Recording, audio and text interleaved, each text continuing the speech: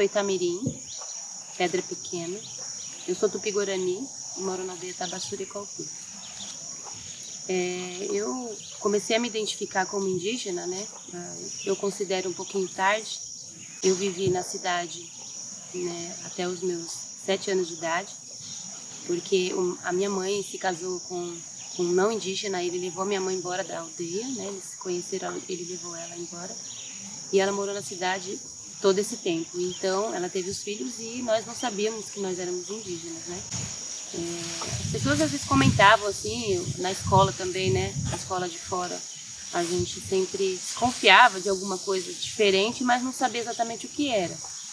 Foi então que a minha mãe, né, ela não conseguiu se acostumar na cidade, e aí o meu pai não quis, né, viver com ela, e aí ela resolveu ir embora com os filhos, retornando para a aldeia. Aí nós retornamos para a aldeia do Bananal, que é a aldeia mãe, também no município de Peruíbe, né?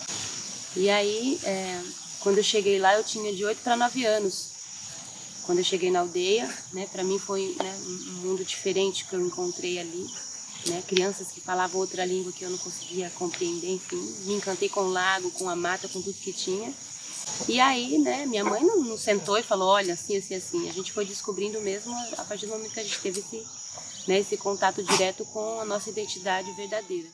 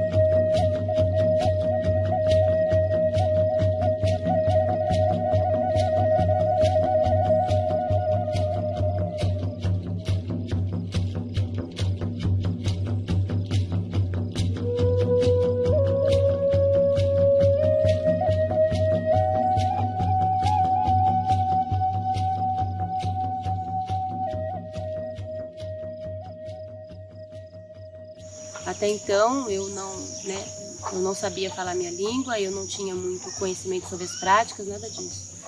E a minha mãe de alguma forma ficou quieta, calada, né, com medo de talvez a gente não conseguisse comunicar com meu pai, não sei o que aconteceu.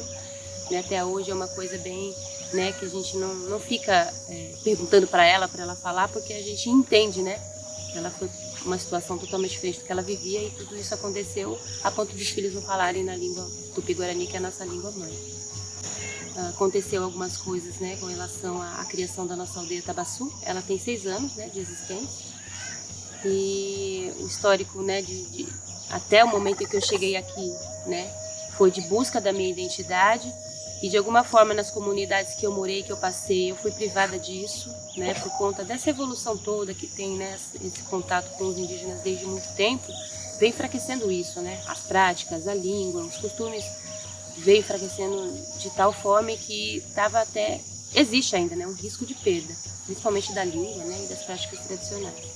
E eu, como eu estava buscando muito aquilo, eu desenvolvia vários projetos e atividades por ser educadora também, né, e de alguma forma eu fui barrada muitas vezes, não consegui desenvolver o meu trabalho.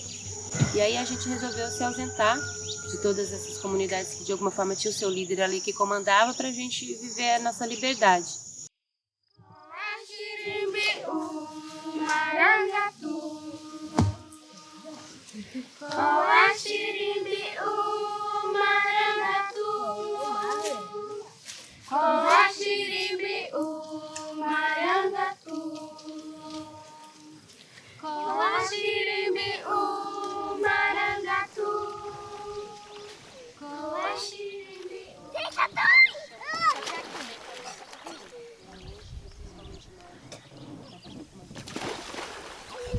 Mas quando a gente veio pra cá, a gente já pegou e viu esse lago maravilhoso, né, que chama muita atenção, uma mata mais fechada, então veio característica do que eu vivia na outra comunidade. E essa foi a intenção que chamou a atenção para vir morar pra cá.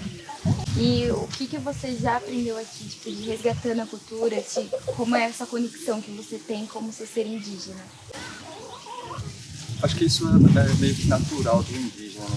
Mas eu tenho uma coisa até interessante de falar, que eu não falava nada na língua, né? De certa forma, assim, a minha mãe, ela falava super bem, ela é falecida hoje, né? E ela não me passou os conhecimentos que ela tinha. E eu estou vindo buscar isso aqui, né? Várias outras indígenas que vêm para cá também teve essa evolução dentro da língua, principalmente, e as vestes também que não estavam sendo mais utilizado. E aqui a gente tem toda essa preocupação de manter isso vivo. E qual foi a perda maior que vocês tiveram com o passar do tempo em questão cultural que vocês estão tentando resgatar agora? Acho que da terra, né? Que a gente tem muita riqueza, né? Em vários pontos do país, né? Que enriquece muito a nossa história, né? A nossa língua, até mesmo descoberta que hoje a gente perdemos. A gente não costuma muito utilizar o termo resgatar, né? A gente utiliza o termo revitalizar, né? Porque a essência ela está dentro do indígena, mas às vezes por ela ter esse contato direto com o branco, ela acaba perdendo o mais importante da identidade, que é a sua língua. E o que você acha da importância de falar a língua tupi-guarani? O que ela significa para vocês? A língua tupi-guarani ela significa tudo, porque é a nossa identidade, né? As tradições, as vestimentas, os adornos, ela vem acompanhando a identidade, e a identidade maior que o indígena pode ter é justamente a sua própria língua. E o que as crianças aprendem aqui?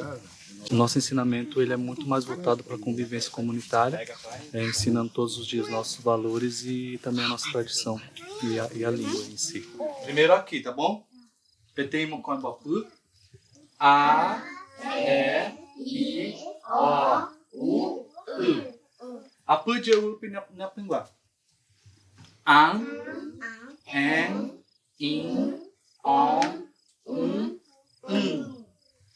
Tá vendo? Agora nós vamos falar as vogais. E eu vou pôr a in.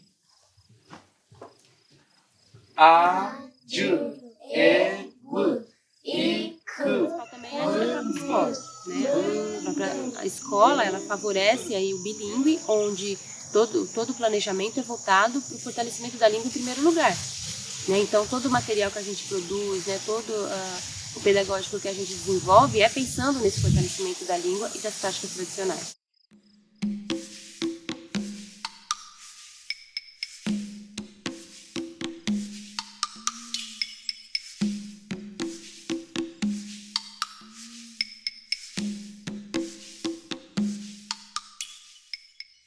Como vocês trabalham com a cultura que vem de fora e vocês conseguem trabalhar aqui e ainda mantendo essa essência de vocês? Não é fácil, né? É bem difícil, principalmente com jovens, né? E geralmente um jovem, quando ele quer ir embora, quando ele quer abandonar, é porque ele está sendo privado de alguma coisa, ou seja, porque ele não tem aquilo que ele quer. Ou seja, hoje ele quer um celular, né? Ele quer se comunicar nas redes sociais, ele quer falar com os amigos, até pela necessidade, enfim. Ele quer ter um carro, né? Ele quer ter uma casa mais confortável. Então, tudo isso, né, é uma tentação, né, do conforto, da evolução, enfim, para aquilo que nós somos. Então, a gente faz esse trabalho de equilíbrio aqui, desenvolvendo o projeto, né, de 50% da cultura de fora e 50% da nossa. Isso também faz parte do nosso projeto de vida, onde aqui tem um espaço que chamamos de contemporâneo, e nós temos outro espaço chamado de Nhanderecoá, que é na mata, né, já para trabalhar essa situação de fortalecimento da identidade, tendo tudo aquilo que você pretende, sem deixar de ser quem você é. Então, o espaço para isso nós temos. Então, nós criamos, né? O espaço contemporâneo, que é aqui onde nós estamos, que tem a oca maior, onde acolhe o fogo sagrado, que aqui é o símbolo de união e fortalecimento da comunidade. E em volta nós temos até as casinhas, né? Que foram construídas por um projeto chamado Teto, que trouxe de alguma forma um benefício maior de moradia para as famílias, né? Dentro é mais protegido de chuva, né? Mais um pouco aconchegante com relação ao conforto, enfim. Não privamos disso. E aqui na aldeia, qual é o papel da mulher? Vocês têm a divisão de tarefa, cada um tem a sua função aqui dentro da aldeia? Hoje não, né? A gente já faz, né? Antigamente tinha, né? Muitas pessoas julgavam, né, esse lado dos guerreiros e dos morubixabas antigos de não deixar a mulher fazer determinadas coisas, né? Mas hoje, né, a gente tem uma divisão de tarefas social, onde a gente faz a divisão de tarefas e o homem acaba fazendo o que as mulheres fazem e as mulheres também fazem o que os homens fazem, né? A única coisa só que a gente respeita é a questão da força, né? Que a mulher, a gente considera que tem coisas que ela não consegue fazer. A gente dá liberdade para que eles tenham essa experiência também e até vejam, né, como que é o serviço do homem. O homem também faz também as práticas das mulheres também, né? Enfim, aí a gente vai generalizando tudo ali, o trabalho e coletivamente vai acontecendo as coisas. E a pintura, ela traz mais essa força na parte dos rituais de passagem, né, principalmente, né, da adolescência para a vida adulta. Traz também uma marca muito para os guerreiros, né, quando iam para as lutas, enfim. Porque essas marcas é como se fossem códigos de linguagem também. Além da língua que tem, do Tupi-Guarani, tem esse código de linguagem através da pintura. Outro exemplo de pintura, né, que a gente tem um significado muito forte, as pinturas de viagens, né? A gente, quando ia de um aldeamento para o outro, né, a gente tinha que marcar o corpo de forma que quando você chegasse, o seu grupo identificar que você estava precisando de água, de alimento e de estadia ali por alguns dias, porque você estava viajando por muito tempo. E tem a pintura sempre do dia a dia, né? Que a gente usava muito como repelente, né? Que a gente usava quando tem uma época que tem bastante pernilongo, chama Inhati-1, tem outra época que tem bastante insetos que picam bastante, então é usado genipapo no corpo todo, né? Ou urucum para que evite essas picadas, né? E também a beleza simples das mulheres que a gente coloca no dia a dia, quando, né, vai fazer, como vocês têm a maquiagem lá fora, a gente tem os traços que marcam ali, né? Se é solteira, se é casada, né? Simplesmente para a beleza do dia a dia. Do meu avô verdadeiro faleceu, a minha avó casou com um indígena, né? Então a minha mãe, ela tinha 11 anos. Então ela cresceu com o meu avô indígena sendo o pai dela, né? Aí ela cresceu, foi embora, tal. E aí a minha avó morava na aldeia do meu avô. Então eu sempre vinha, todo final de ano eu vinha, ficava na aldeia. Então eu sempre tive esse contato com a aldeia, né? Eu nunca vivi igual eu vivo hoje, mas eu sempre tive esse contato. E o que você mais chamou sua atenção daqui da cultura indígena? Pra você querer mesmo ter esse estilo de vida? Eu acho que é a liberdade. A liberdade que os meus filhos têm hoje aqui na aldeia, a liberdade que eles têm de sair de casa e brincar, de vir na lagoa, de correr. Isso daí eu não troco por nada, essa liberdade que eles têm.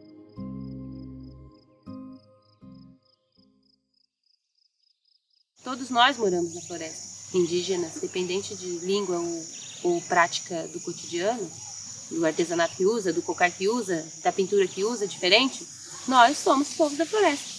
Sendo assim, temos a missão de proteger ela, se harmonizar com ela e não perder esse vínculo de harmonia e de conexão com ela. Então, o ser indígena é isso. A nossa missão é estar aqui. Nós queremos estar aqui.